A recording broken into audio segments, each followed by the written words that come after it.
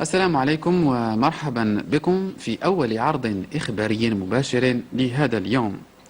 صباح اليوم نظم مجموعة من التجار ومهني العدوتين وقفة سلمية أمام البرلمان للتنديد بما تعرفه العاصمة الرباط من احتجاجات ومسيرات غادت ظاهرة يومية مرئية للعيان.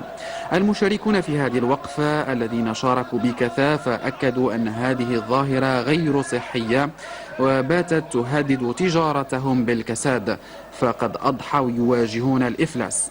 شبكة جمعيات التجار والمهنيين بالرباط السلا أوضحت أن استمرار هذه المظاهرات دفعت بالعديد من المحلات التجارية إلى الإغلاق، مما عرض التجار وأسرهم للحرمان من مصدر رزقهم. التجار طلبوا خلال هذه الوقفة أيضا بوقف كل أشكال التظاهر والمسيرات، فهي حسبهم تضر بسمعة البلاد واستقرارها، مؤكدين أنهم ليسوا ضد الاحتجاج كحق مشروع لكنهم ضد الفوضى كما يقولون. في احتجاج آخر خاض